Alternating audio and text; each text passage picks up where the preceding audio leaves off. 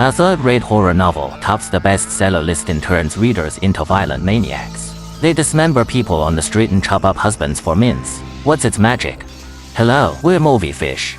Today, we look at the Cthulhu Movie in the mouth of madness. Printing machines in the factory work all night, printing popular horror novels. Staff send them to distributors. They all have one name: in the mouth of madness. The next day, a reader, John, is sent to a mental hospital. When locked in the confinement room, John strongly resisted. A dark shadow appeared behind him. He felt his scalp go numb and body tense up. He said the ending was cliché. The shadow said it wasn't over. He hadn't read the final content. Then, a hand smashed the glass. Bloody, terrifying scenes flashed in John's mind. Before he could think, the hand smashed again. John was scared and fell on the mattress. Were those illusions? Soon, Dr. Wynn was sent to investigate John. Wynn thinks John's symptoms are typical. Many have gone crazy like him. Only John can talk rationally. So, on condition of helping him out, Wynn wants John to share his experience. John has adapted to life in the hospital. He's drawn crosses on walls and body. He has no intention of leaving but is happy to share his story with Wynn. John used to be a freelance insurance investigator, specializing in exposing insurance companies. He is also quite famous in the industry for his first-class methods. Before being diagnosed with mental illness, he was still working for an insurance company in this city. Due to his excellent performance, he won the favor of the company boss. Recently, a publishing house has applied for $1 million compensation, claiming that their horror novelist Sutter is missing. Boss suspects that the publishing house is staging a commercial fraud on its own just to obtain huge compensation. Therefore, he wants John to investigate the truth of the disappearance. The two were sitting in a coffee shop chatting about the details, completely unaware of an uncle walking over from the opposite road. The uncle was holding an axe and walking to the glass wall of the coffee shop with a fierce expression. He raised the axe and smashed the glass. John and the boss were startled. For a moment, they both forgot to run away. The uncle jumped into the coffee shop and questioned John, "Have you read Sutter's book?" John was questioned with a confused look. Before he could figure out the situation, he saw the uncle raise the axe and chop at him. Fortunately, the police arrived at the critical moment and shot and killed the uncle on the spot. John narrowly escaped. After returning home and turning on the TV, he found similar news. Sutter's book In the Mouth of Madness is selling well across the country. Bookstores have been harassed and smashed by fanatical book fans because they don't have enough inventory in stock. This made him take the boss's task seriously. The next day, he went to the publishing house to ask about the situation and met the president and Linda, Sutter's editor. From their mouths, he learned that Sutter is a better writer than Stephen King and also the most profitable person for the publishing house. His novel has sold movie rights and publishing rights in 18 languages around the world. But a year ago, his books became extreme and weird. Sutter believes that the stories he writes are real rather than fictional. Therefore, he no longer sends manuscripts to the publishing house. The publishing house doesn't know Sutter's address and can only delay the publication date. But 2 months ago, they couldn't get any news from him anymore. Sutter disappeared for no reason, and the police didn't find any clues. But about 2 weeks ago, his agent received a package, which actually contains Sutter's newly made manuscript. There is no sender's address on the package, but the agent is sure it was sent by Sutter. But after reading it, he went crazy and turned into the axe-wielding uncle mentioned earlier. Although John thinks the publishing house is exaggerating, in his eyes, Sutter is just a third-rate horror novelist. The reason for this disappearing act is completely to create hype and increase his popularity so that the publishing house can make more money. However, under Linda's beauty offensive, he decided to look for clues in Sutter's novel first. On his way home that night, he found a novel poster pasted on the wall downstairs. For some reason, a piece of the poster was torn. As he was about to tear it open to see what was inside, the sound of troublemakers coming from the alley next door caught his attention. It turned out that the police were scolding graffiti artists. The next day, he went to the bookstore to buy Sutter's novel. The TV in the bookstore was broadcasting news that book fan violence had expanded to Boston and Philadelphia. More than 300 people had been arrested and imprisoned. At this time, a handsome guy came up to John and struck up a conversation, saying, "I saw it. He is looking at you." John just thought the handsome guy was also crazy. He took the book and went home. After staying up all night reading it, he was fascinated. However, he couldn't hold on and fell asleep in the middle. Then he had several terrifying nightmares. He was still the alley downstairs. There were still police scolding graffiti artists, and the police looked terrifying and didn't seem to be human at all. Then, suddenly a group of people holding axes appeared behind him and surrounded the aged uncle in the middle. Those people chopped and dismembered skillfully. They could even put a broken finger in their mouths as food. John was scared out of his wits by this dream. When he turned his head, he was startled by the terrifying police beside him. But out of professional dedication, he forced himself to keep looking for clues in the book. As expected, after a night of hard work, he finally found the key. The cover pictures of Sutter's books are all designed by himself. There are inexplicable lines on each book cover. Cut those lines from the edges and put them together to form a map. There is a specially marked red dot in the middle of the map called the End of Hobbs. But if you compare the map with the map of New England, you will find that the location marked as the End of Hobbs doesn't match any known location on the map of New England. The End of Hobbs is not a preview, but an unmarked town on the real map. John thinks Sutter is hiding in the town. After explaining his speculation to the publishing house, he decides to go to the town with Linda to take a look. Since they don't know the specific route and are tired from the journey, they take turns driving on the road. When it was Linda's turn, it was already late at night. She saw a young passerby on a bicycle on the road. At first, she didn't pay much attention. But soon after, the passerby turned into an old man with white hair and was cycling extremely fast. After passing Linda's car, he mysteriously appeared in front again. As expected, they had an accident. The old man with white hair was directly hit and flew away, but he wasn't injured at all. Instead, he was muttering, "I can't get out, they won't let me out." Then he rode into the darkness. The old man with white hair and the young passerby here should be the same person. He is caught in some strange cycle. Although Linda found it strange, she couldn't figure out the reason. After that, strange things happened frequently when she was driving. The car inexplicably rose into the air, and she was also blinded by a mysterious white light. When she finally regained her sight, it was suddenly daytime. The car had somehow passed through a short tunnel. There was nothing abnormal around. And she and John miraculously arrived at the town in the book. The buildings in the town are in the style of the 1980s and 1990s. There are no pedestrians on the street at all. It's just like a ghost town. At this time, Linda saw a dog running from the corner, followed by a group of children chasing after it. But in John's view, there was nothing there. Linda quickly took him to the hotel in the town. As expected, the scenery here was exactly the same as described in Sutter's book. Inside the hotel, there was also a strange painting hanging on the wall. The people in it would turn their heads to observe the customers. The landlady is the doll Agatha. In the book, she became crazy and chopped up her husband into mince and ate it. Linda suspected that they had entered the world of the novel. After all, Sutter had said that the stories he wrote were real. John couldn't accept this speculation. He firmly believed that he was still living in the real world. If it's really as the book says, there should be a black church in the 250-foot-tall golden spire here. Moreover, Agatha didn't look like a crazy person. She looked very honest. This didn't match the description in the book. Linda corrected him with a smile. "You didn't read carefully. The church in the spire should be to the east." She then opened the window to prove herself. John was greatly surprised. As the book says, there lives a demon whose age is older than human history. Later it was remodeled in Byzantine style, retaining only the Jesus mural of the original church. When John and Linda went to the church to check, they indeed saw the image of Jesus. At the same time, Linda saw a group of children chasing after the dog again. John still saw nothing. Since he couldn't push open the church door, he wanted to find someone to ask about the situation. Coincidentally, 3 or 4 cars rushed straight towards the church. Linda quickly pulled John away, claiming that all the people in the cars had guns and were not to be messed with. The facts once again proved her statement. A group of big men with guns got out of the cars and shouted at the church door, "Give it back to me." It turned out that all their children had been lured into the church. The one who lured the children was Sutter, who had been missing for a long time. Facing the people with guns, Sutter, standing in the church, was not afraid at all. He could even send out a large number of vicious dogs to drive them away. But John, who had seen the whole town, thought they were acting. All of this was a plot arranged in advance by the publishing house to create hype for Sutter's novel. He thought he had seen through the plot and decided to contact the media to expose it.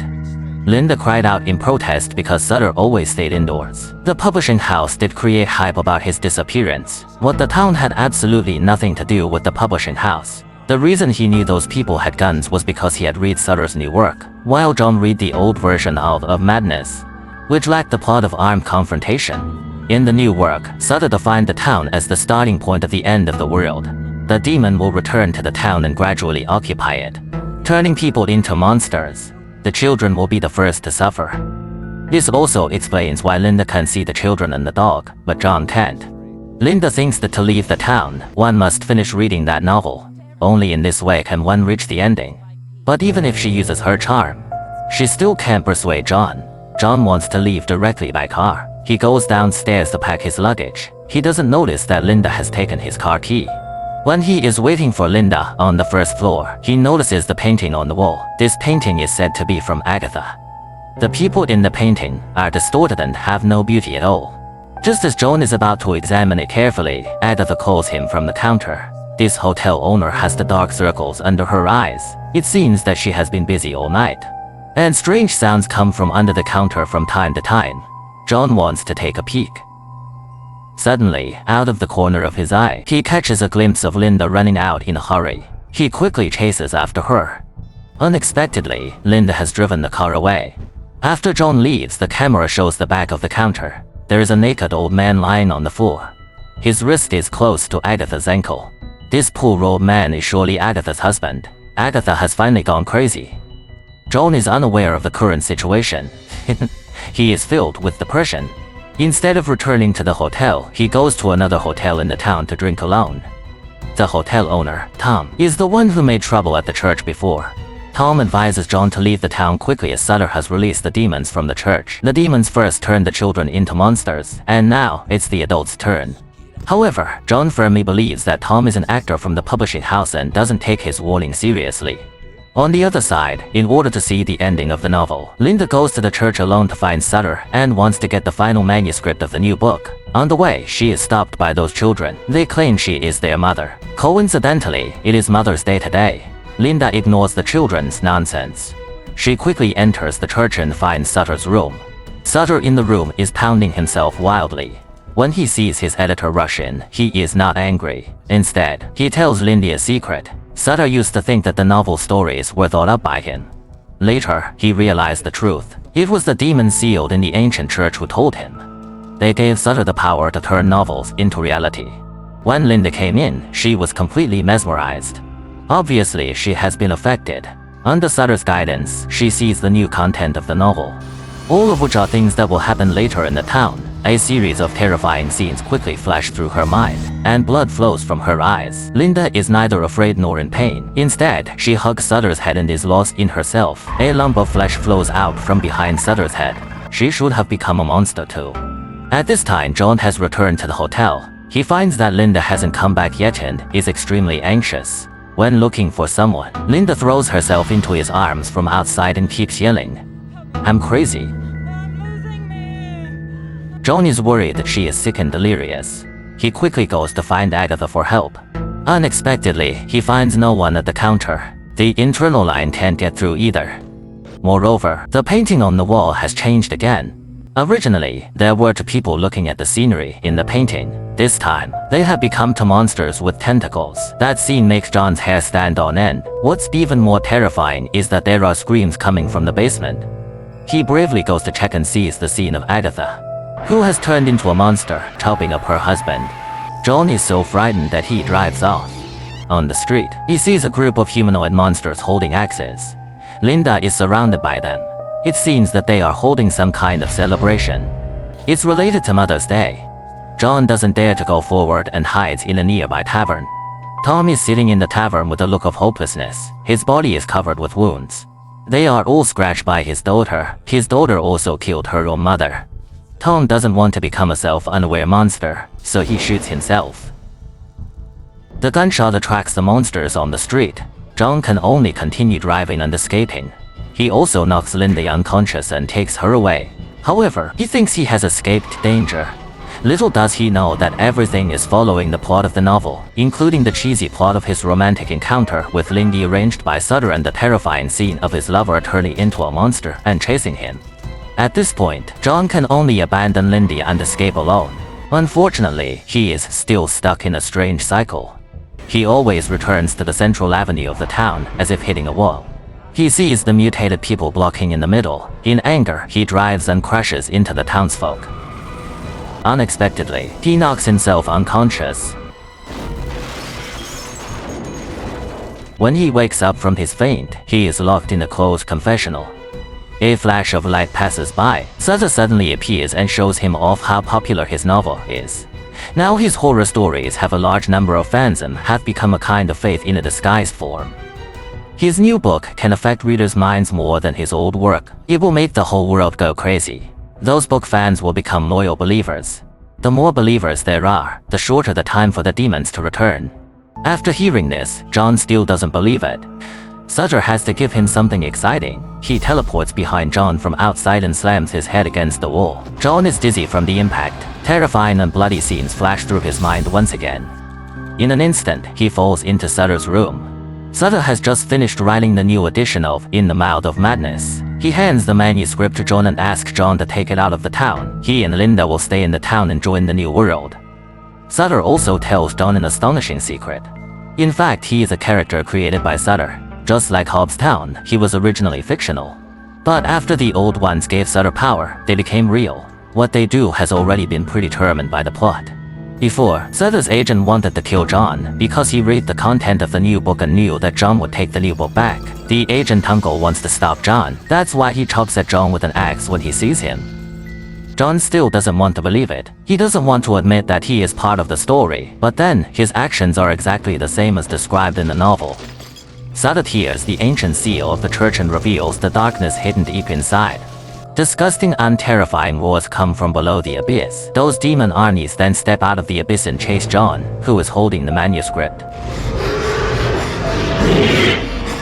Just as John is about to be caught up, the scenery around him changes again. He and the manuscript appear at a fork in the road, which is exactly the place where he hit the old man with white hair before. This time, it's not the old man with white hair riding a bike. Instead, it's a young newspaper vendor. His bike is the same as the old man's. He should be the same person. But the timeline is pushed forward. The world line begins to converge and form a closed loop. At this time, John still doesn't believe that he is fictional. He also doesn't want to be Sutter's tool, so he throws away the manuscript. He hitches a ride and finds a hotel to take a rest temporarily, but he is highly nervous and doesn't sleep all night. The next day, he receives an unnamed package.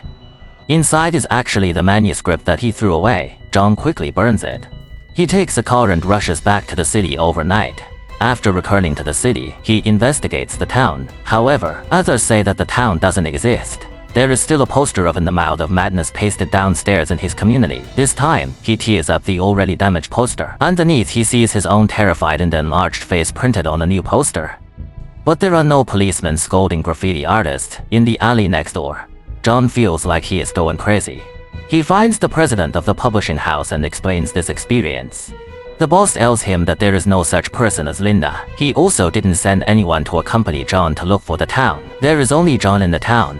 Moreover, John handed over the manuscript to the publishing house months ago. At this time, In the Mouth of Madness has been on sale for 7 weeks. Next month, the movie adapted from the novel will also be released. There are crazy book fans in front of all major bookstores. Violent incidents in various places are also increasing day by day. The government can only explain all events as mass incidents. And John finally becomes the next Uncle Sutter's agent. In order to prevent the distorted faith from continuing to spread, he takes an axe and kills the fanatical book fans at the entrance of the bookstore. He is then diagnosed with mental illness and locked up in a mental hospital. He sees Dr. Wynne, who comes to listen to his story. The plot is connected to the beginning. Wynne finds John's words unbelievable. Since readers who read the book will be affected and become monsters, can people who haven't read the book escape? John reminds him that the movie is about to be released. Watching a movie has the same effect as reading a novel. This makes Wynne realize the seriousness of the matter. Before leaving, he promises to come back and take John out of the mental hospital. John doesn't want to go outside. There will be a chaotic battle outside. Humanity is about to face a crisis of extinction. Sure enough, after Wynne leaves, violent incidents occur in the mental hospital. When John goes out to check the situation, all the doors of the confinement rooms are open. Sutter's new books are discarded everywhere on the ground. The shopping malls and cinemas on the street are also empty, facing the great changes in the world. John is sitting in the cinema laughing wildly while holding popcorn. The clips playing on the screen are exactly what he has experienced. John laughs uncontrollably when seeing the movie. His expression is extremely painful.